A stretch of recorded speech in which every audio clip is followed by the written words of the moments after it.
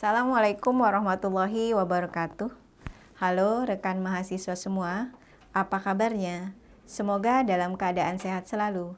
Perkenalkan, nama saya Ibu Dr. Fauzia Eskom MMSI. Di pertemuan pertama, kita akan membahas mata kuliah Manajemen Sistem Teknologi Informasi. Pada perkuliahan pertama ini, saya akan membahas materi tentang pendahuluan. Sudah siap semua ya? Yuk kita mulai dengan materi yang pertama. Pada materi pertama, saya akan membahas tentang pendahuluan, yaitu berkaitan dengan manajemen sistem teknologi informasi.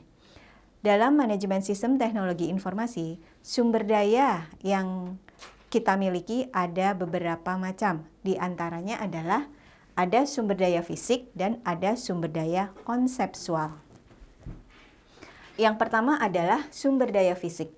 Sumber daya fisik terdiri dari manusia, kemudian material atau bahan, yang ketiga mesin termasuk fasilitas dan energi, kemudian yang keempat money atau uang.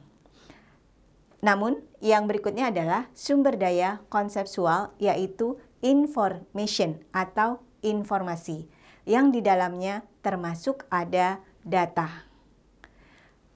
Manajemen sumber daya ini diperoleh dan disusun agar siap digunakan saat diperlukan.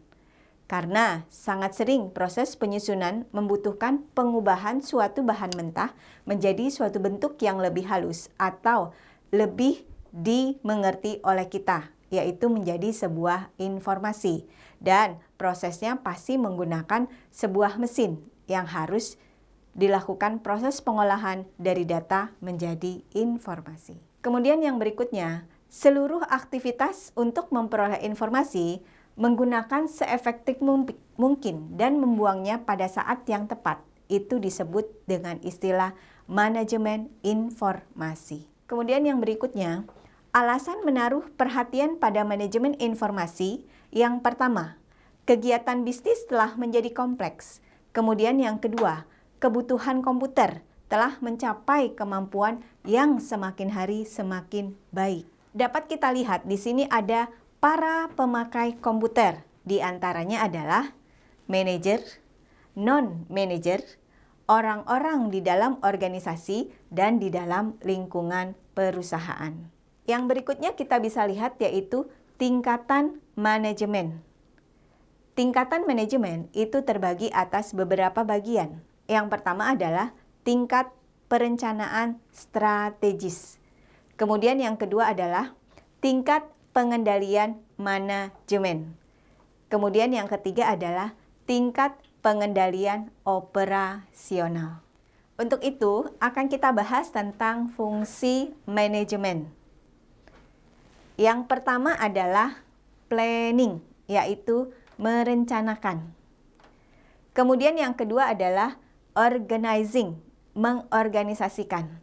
Jadi di dalam suatu perusahaan itu harus ada struktur organisasi. Kemudian yang ketiga itu adalah staffing atau menyusun staff. Yang keempat adalah directing atau mengarahkan orang-orang yang ada di dalam organisasi. Dan yang kelima adalah controlling atau mengendalikan setiap aktivitas yang ada di dalam organisasi. Oleh sebab itu, bagian yang telah saya sampaikan tadi berkaitan dengan fungsi manajemen. Fungsi-fungsi manajemen dan peran dari manajerial ini akan bermanfaat saat merancang sebuah sistem informasi. Makanya, harus saya dapat katakan, di dalam pendahuluan ini kita harus paham apa itu manajemen, apa itu informasi, apa itu manajemen sistem informasi, dan apa itu manajemen teknologi sistem informasi. Dalam proses manajemen, itu kita harus memiliki keahlian yang berkaitan dengan manajemen. Yang pertama adalah keahlian komunikasi. Seorang manajemen itu harus memahami apa itu keahlian komunikasi. Kemudian keahlian yang kedua yaitu keahlian pemecah masalah, yaitu pengetahuan manajemen yang berkaitan dengan bagaimana cara memecahkan masalah. Selain itu, ada pengetahuan yang harus dipahami. Yang pertama adalah komputer literasi, yaitu mengetahui secara umum fungsi dari komputer. Kemudian yang kedua, ada information literasi, yaitu harus memahami bagaimana fungsi dari informasi yang ada di dalam organisasi. Karena pengolahan yang didapat dari data itu akan menghasilkan sebuah informasi. Kita harus tahu apa itu sistem. Sistem adalah sekelompok elemen-elemen yang saling terintegrasi atau saling terhubung satu dengan lainnya dengan maksud yang sama untuk mencapai suatu tujuan. Jadi dapat dikategorikan tadi kita memahami apa itu manajemen, kemudian kita harus memahami apa itu sistem dan apa itu data serta informasi. Yang berikutnya adalah ada data dan informasi. Yang pertama akan saya bahas tentang apa itu data. Data terdiri dari fakta-fakta dan angka-angka yang relatif tidak berarti bagi pemakainya. Kenapa? Karena belum diolah secara maksimal.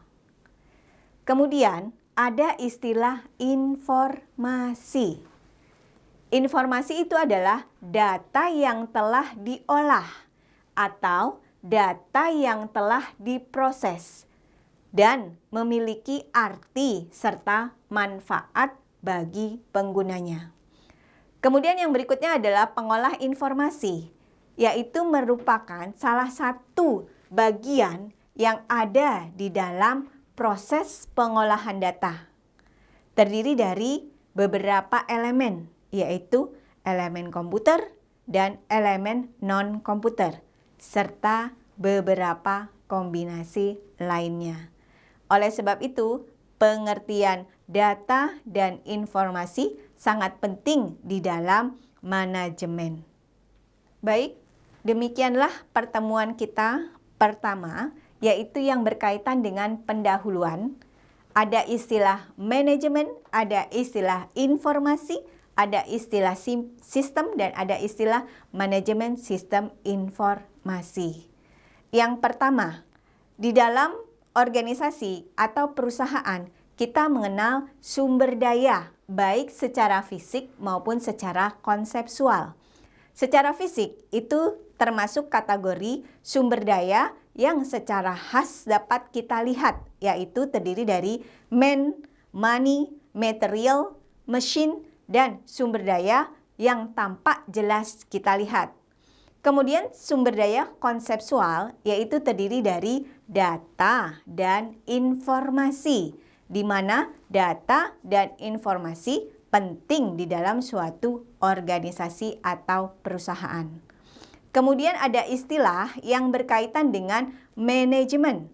Manajemen itu adalah proses yang dilakukan untuk memanage, yang terdiri dari perencanaan, organisasi, directing, kemudian terdiri dari staffing. Kemudian yang berikutnya ada istilah informasi dan data.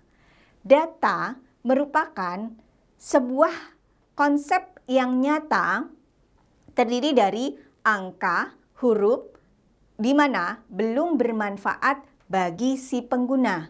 Mengapa? Karena belum diolah menjadi sebuah informasi. Sedangkan informasi adalah proses pengolahan data yang dapat dikategorikan bermanfaat bagi si penggunanya. Oleh sebab itu, jangan lupa di dalam organisasi pasti ada data dan informasi. Itu adalah bagian yang terpenting. Cukup sekian perkuliahan kita kali ini. Sampai jumpa di pertemuan selanjutnya. Terima kasih banyak. Wassalamualaikum warahmatullahi wabarakatuh.